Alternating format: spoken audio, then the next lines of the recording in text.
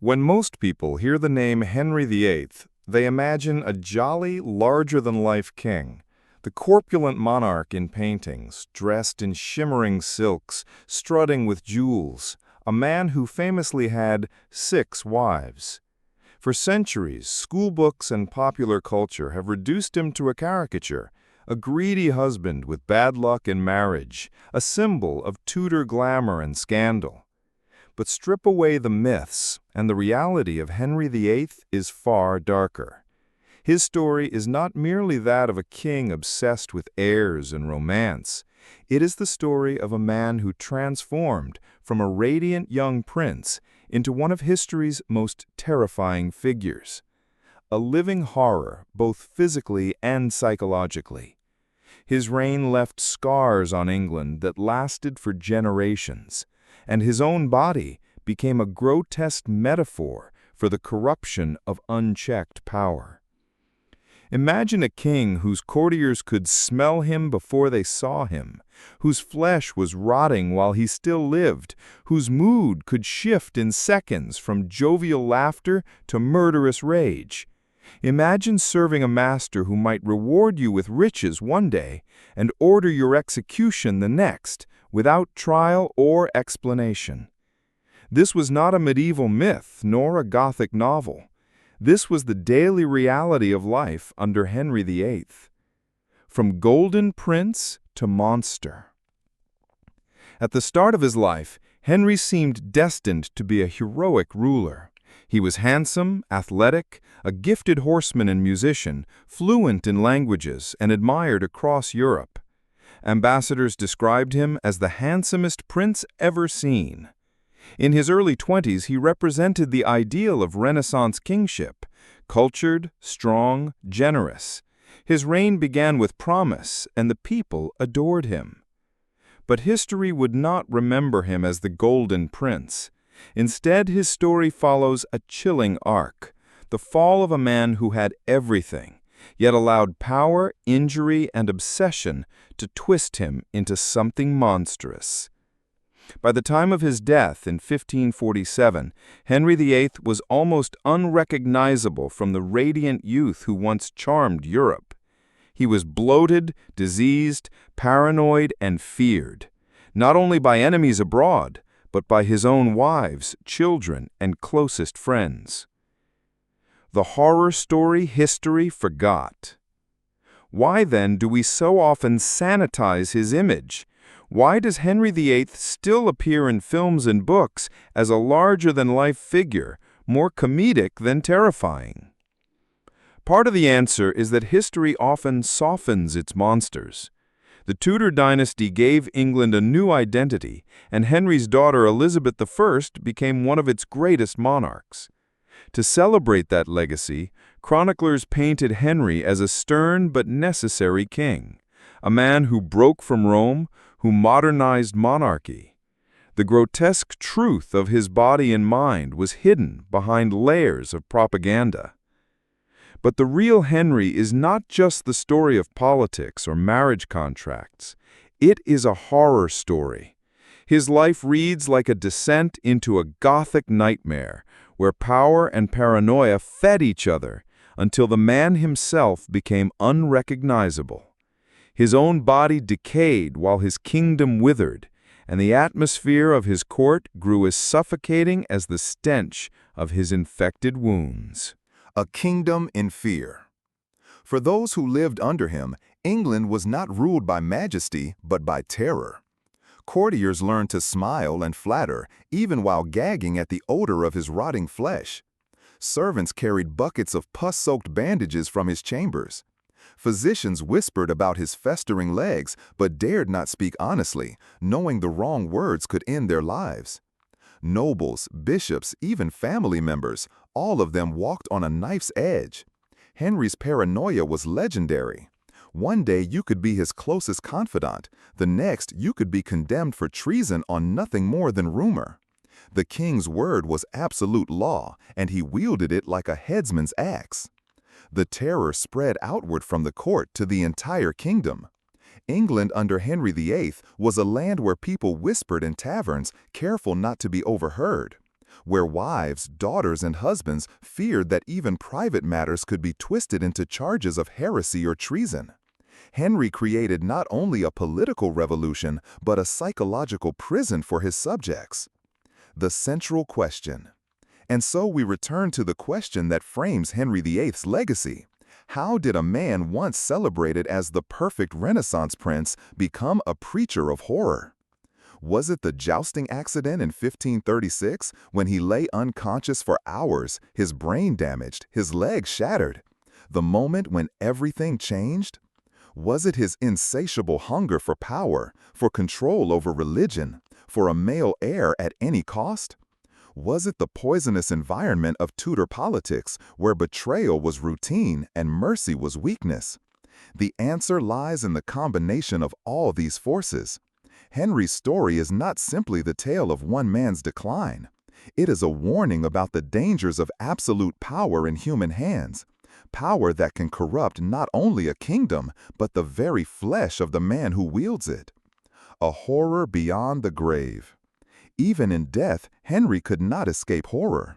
When his massive body was sealed in its coffin, the corruption inside continued to swell until the wood burst.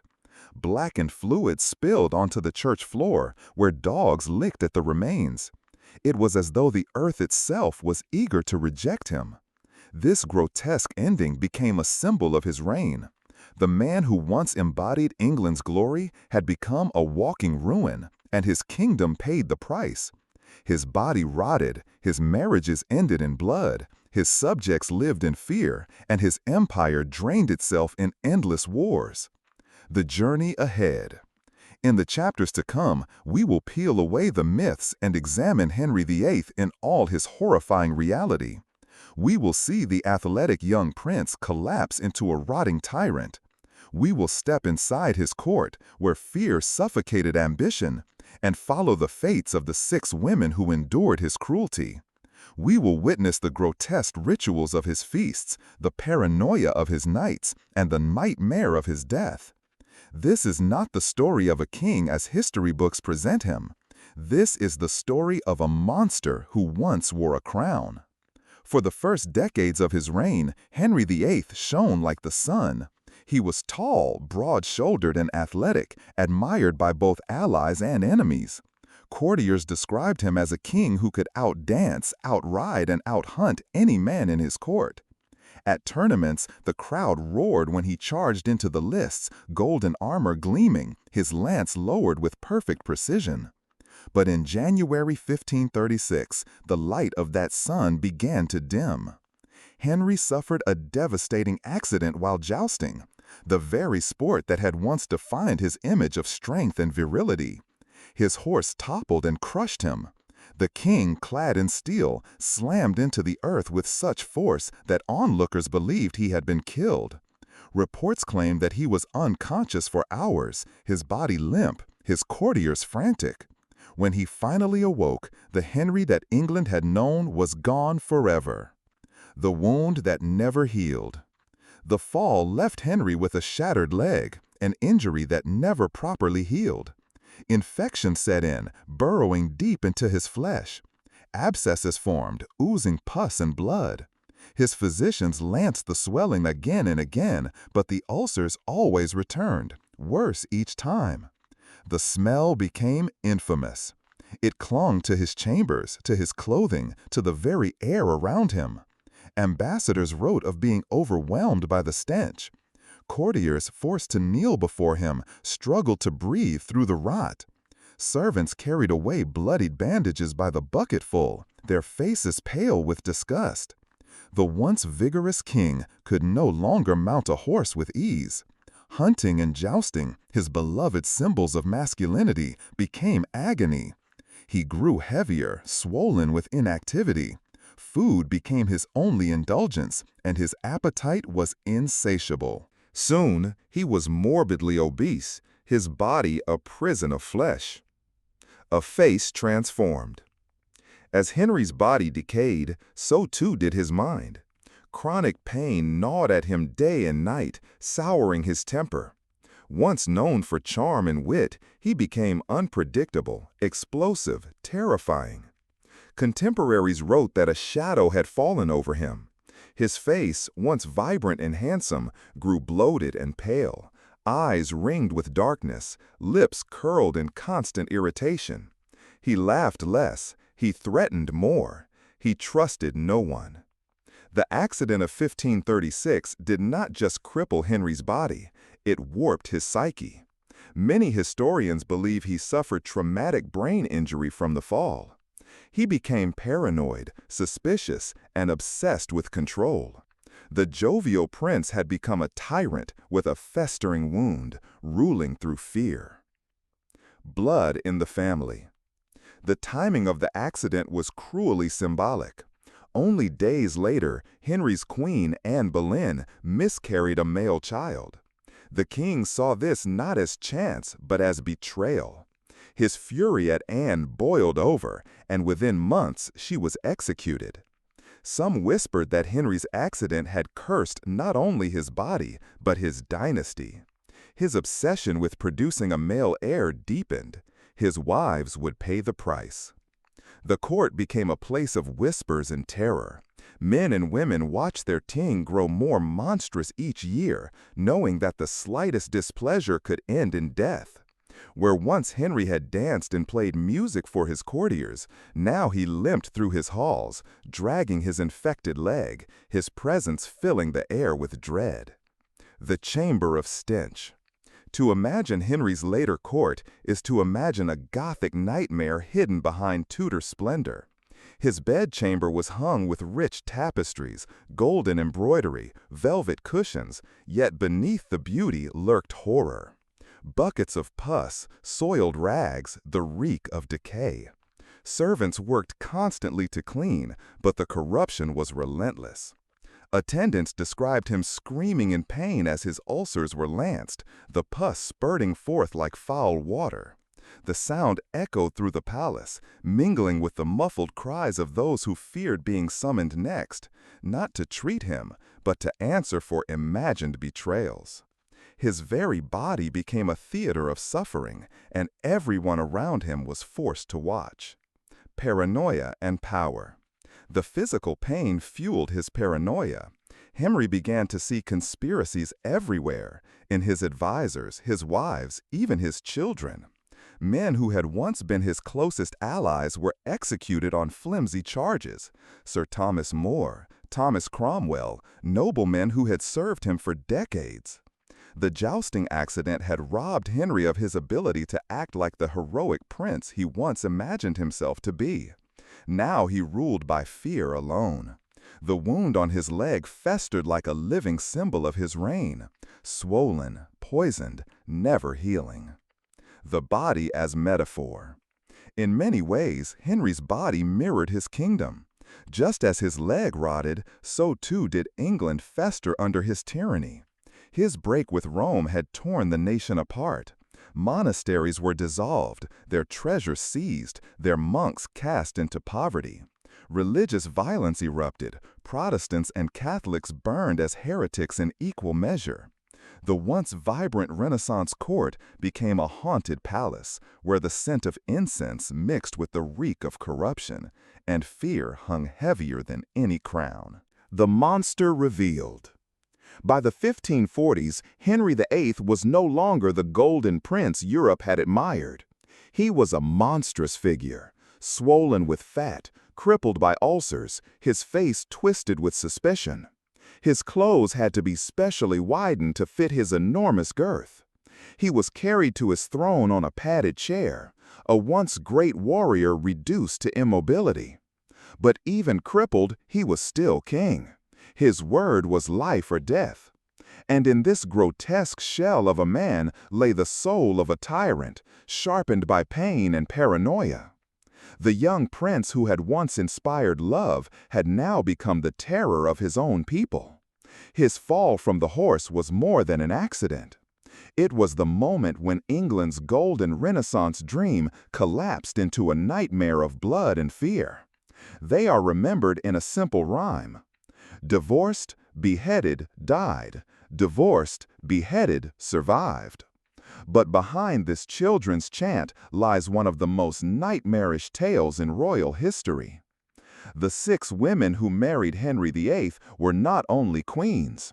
They were sacrifices, each consumed by his hunger for power, heirs, and control.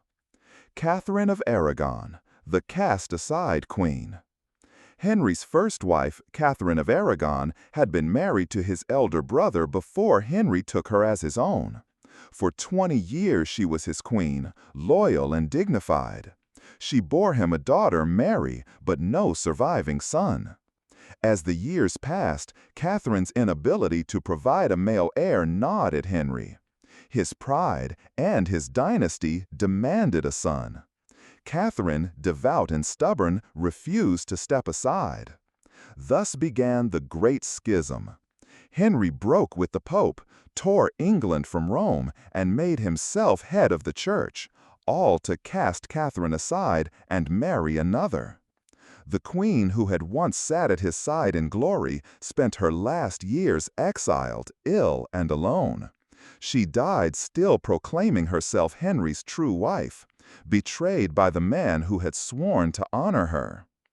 Anne Boleyn, the enchantress turned traitor. Henry's passion for Anne Boleyn was fire itself, dangerous, consuming, impossible to control. For her, he defied the Pope, upended his kingdom, and risked eternal damnation. He called her my mistress and my sovereign lady, showered her with jewels, and promised her a crown. But passion is a flame that burns fast. Anne bore him a daughter, Elizabeth, but no son. Her sharp wit and fiery temper, once alluring, became intolerable. Whispers spread at court that she was unfaithful, that she practiced witchcraft, that she had ensnared the king with dark arts. In 1536, Anne was arrested. She was accused of adultery with multiple men, even her own brother. The charges were absurd, but Henry needed no proof. She was dragged to the Tower of London, her fate sealed. On May 19th, she walked to the scaffold in a gown of black, her head held high. A French swordsman struck her neck with one blow. The woman for whom Henry had torn apart Christendom was left a corpse on the executioner's straw. Jane Seymour, the price of a son. Within days of Anne's death, Henry married Jane Seymour. She was everything Anne was not, gentle, submissive, quiet. And in Jane, Henry finally found what he craved most, a son. In 1537, she gave birth to Edward VI, the boy who would inherit the throne. Henry wept with joy, calling Jane his true wife. But triumph turned to tragedy. Jane fell ill after childbirth, fever consuming her. Within 2 weeks, she was dead. Henry was devastated. He ordered her buried in Windsor and later demanded to be laid beside her in death. Yet even in mourning, he revealed his cruelty. Jane had succeeded where others had failed. She was perfect because she had given him a son, and in death she could not disappoint him further. Anne of Cleves, the humiliated bride. By the 1540s, Henry was aging, obese, and diseased. Yet the search for wives continued. His advisors arranged a political marriage to Anne of Cleves, a German princess. When Henry first saw her, he recoiled. "I like her not," he muttered. He found her unattractive, calling her a Flanders mare. The marriage was never consummated. Within months, Henry had it annulled, humiliating Anne publicly. But in this disaster, Anne was fortunate. She accepted the title of king's sister and lived comfortably away from his wrath. She survived the monster by refusing to fight him. Catherine Howard, the doomed child. Henry's fifth wife, Catherine Howard, was little more than a girl when she married him, radiant, youthful, barely in her teens. To the aging, broken king, she was like a burst of spring after a long winter. But youth is dangerous in the hands of power. Catherine was reckless, seeking comfort in secret lovers. When rumors of her affairs reached Henry, the king's fury knew no bounds. Catherine was dragged to the Tower, trembling with fear. On the morning of her execution, she was so weak with terror she had to be held upright. Witnesses said her final words were, "I die a queen, but I would rather have died the wife of Culpeper." She was beheaded at barely 19 years old. The king who once adored her had condemned her to die, as he had Anne before her. Catherine Parr, the survivor. Henry's final wife, Catherine Parr, was no naive girl nor ambitious temptress. She was intelligent, cautious, and pragmatic. She cared for Henry in his final, diseased years, nursing him through his pain, tending to his ulcers, enduring his paranoia. She nearly fell victim to his suspicion. Accused of heresy, she was moments away from arrest. But through careful pleading, she calmed the storm and convinced Henry of her loyalty. When he finally died in 1547, she was still alive, the only one of his 6 queens to escape both disgrace and death. A trail of blood. 6 wives, 2 divorced, 2 executed, 1 dead in childbirth, 1 survived. Behind each marriage was not just love or politics, but fear. The fear of a king consumed by his obsession for power and heirs. A king whose very body was rotting while he demanded perfection from others. The rhyme that schoolchildren recite today is not a playful memory. It is a funeral dirge, a record of how one man's madness turned love into horror. The monster in the marriage bed. By the end of his life, Henry VIII was a bloated tyrant, his leg bandaged, his breath foul, his eyes clouded with suspicion. He dragged himself through the halls of Whitehall Palace, haunted by the ghosts of the women he had destroyed. Catherine of Aragon's dignity, Anne Boleyn's defiance, Jane Seymour's sacrifice, Anne of Cleves' humiliation, Catherine Howard's innocence, Catherine Parr's endurance. Each name was a chapter in his story, and each chapter stained with blood. In Henry's reign, the marriage bed was as deadly as the battlefield. Queens were not crowned with roses, but with thorns and steel. And so the rhyme survives, echoing through history like a whisper of horror. Divorced, beheaded, died. Divorced, beheaded, survived. The year was 1546. Henry VIII was no longer the golden prince of his youth, no longer the radiant monarch who had dazzled Europe. He was now a monster of flesh and fear, a body in ruin. Years of gluttony, disease, and rage had destroyed him. Once athletic, Henry had jousted, hunted, and danced with unmatched vigor. Now he could barely move. His body weighed over 180 kilograms, his swollen legs wrapped in foul bandages that oozed with ulcers. The stench followed him everywhere. Courtiers gagged at the smell, but none dared flinch. The king who had once embodied strength now had to be carried on mechanical chairs.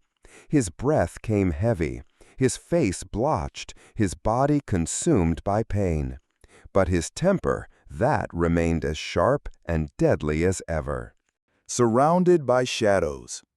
Henry's court had become a place of whispers and suspicion. Those closest to him feared his moods. A careless word could mean exile or death. Ministers who had once guided him, Thomas More, Thomas Cromwell, had all fallen to his axe. He trusted no one. Paranoia ruled his nights. He would glare at his courtiers, searching their faces for signs of betrayal. Even his final queen, Catherine Parr, walked a knife's edge. When her theological debates angered him, Henry signed a warrant for her arrest. But Catherine, clever and quick, knelt before him, pleading her devotion. Henry tore up the warrant, pretending it had never existed. Yet the danger had been real. Even in his last days, the king was ready to kill again. haunted by ghosts. As his body decayed, his mind turned to the past. He was haunted by memories of his wives. Catherine of Aragon, abandoned and humiliated. Anne Boleyn, her head falling into straw. Jane Seymour, dead in childbirth. Catherine Howard, the teenage bride who trembled before the ex. Henry spoke little of them, but their shadows lingered. He had called himself God's chosen king, yet his conscience could not be silenced. The weight of failure. For all his marriages, all his wars, all his vanity, Henry left behind a fractured kingdom. His beloved son, Edward VI, was sickly and frail. His daughter, Mary, was embittered, shaped by her mother's humiliation. His other daughter, Elizabeth, was clever but still a girl. The dynasty Henry had torn his country apart to secure was fragile at best. The Reformation he unleashed left England divided between Catholics and Protestants, a wound that would bleed for generations. Even Henry knew it. He had gambled his soul, but the future remained uncertain. The death of a monster king. In January 1547, Henry VIII's body finally began to collapse. Fever consumed him. His swollen leg, blackened with infection, pulsed with agony. He could no longer speak with clarity. Those around him whispered that he would not last long. On the night of January 27th, Henry lay in Whitehall Palace, gasping for breath. His courtiers hesitated to tell him he was dying, for kings were seen as God's anointed, and to admit death was treason. At last, the Archbishop of Canterbury, Thomas Cranmer, was summoned. "Do you die in the faith of Christ?" Cranmer asked. Henry could no longer speak. He squeezed the Archbishop's hand in reply. By dawn, he was dead. The rot within. But even in death, Henry's body betrayed him.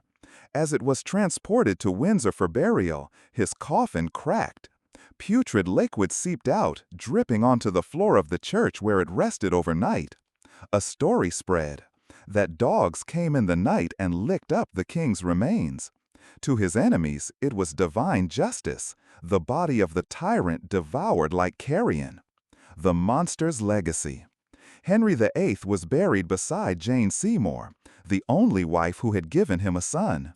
It was his final gesture of obsession, choosing not love nor loyalty, but fertility. Yet his memory did not rest easily. To some, he was a national hero, the king who had made England independent from Rome. To others, he was a monster who had drowned his kingdom in blood and cruelty. What is certain is this: Henry VIII changed England forever. He destroyed the old world of Catholic unity, replacing it with a kingdom torn by faith and politics. He made the crown more powerful than ever, yet in doing so, he poisoned it with his own madness. The curse of Henry. History remembers him not as the Golden Prince, but as the bloated tyrant. His 6 wives became symbols of suffering, his reign a warning of unchecked power. He began as a savior, hailed as the defender of the faith. He ended as a tyrant, cursed as the monster king. His throne was not draped in glory, but in shadows. His crown was not adorned with jewels, but with the blood of queens.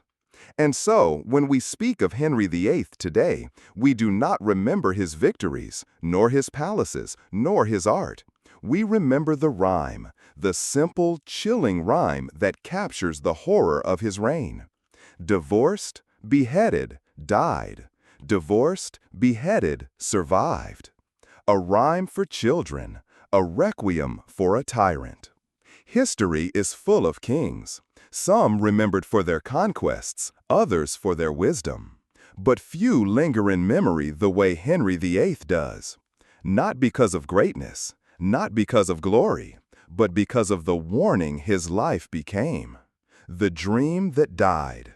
When Henry came to the throne in 1509, England dreamed of a golden age. He was tall, handsome, athletic, the very image of the Renaissance prince. He promised a new beginning after the long, dark wars of the Roses.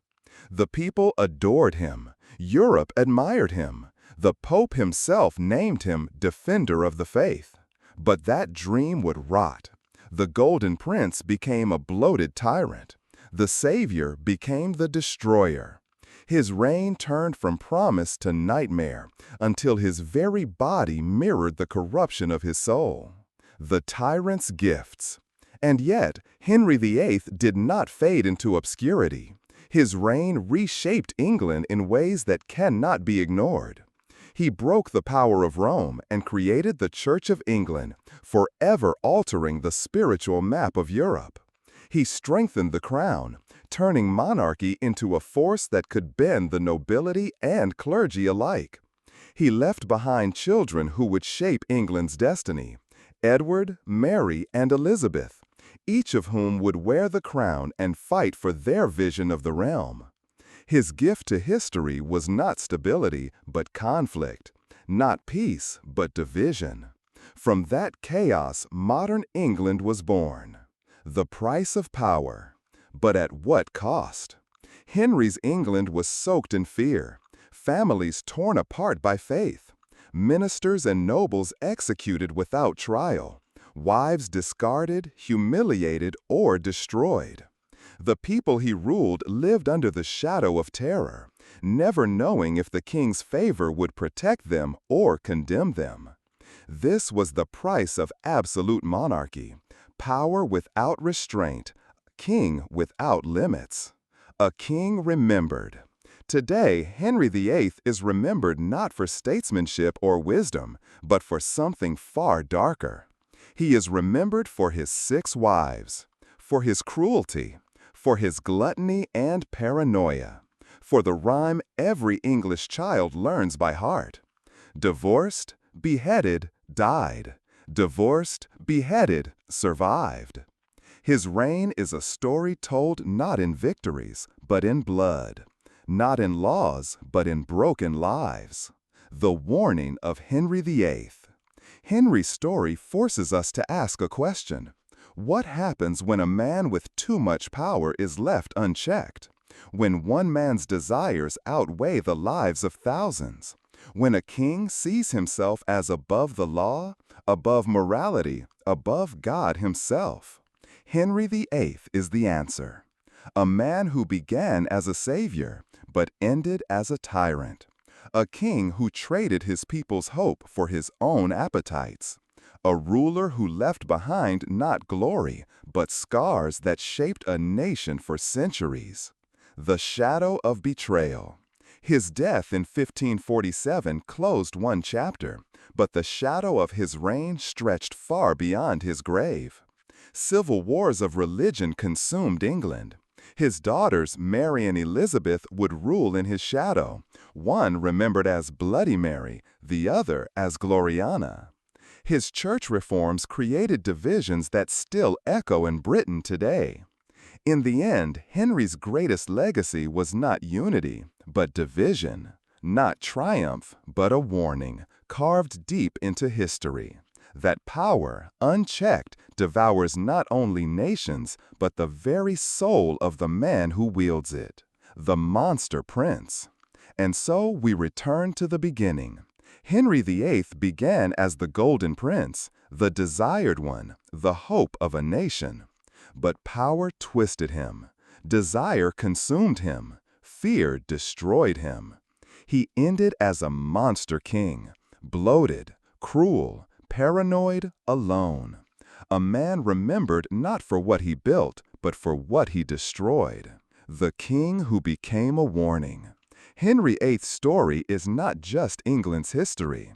It is a parable, a warning about ambition, power, and the corruption of unchecked rule. It reminds us that kings may wear crowns of gold, but their legacy can be written in shadows. That glory is fleeting, but tyranny is eternal. And so, centuries later, when we whisper his name, it is not with love or admiration, but with caution. Henry VIII, the king who began as a dream and ended as a warning.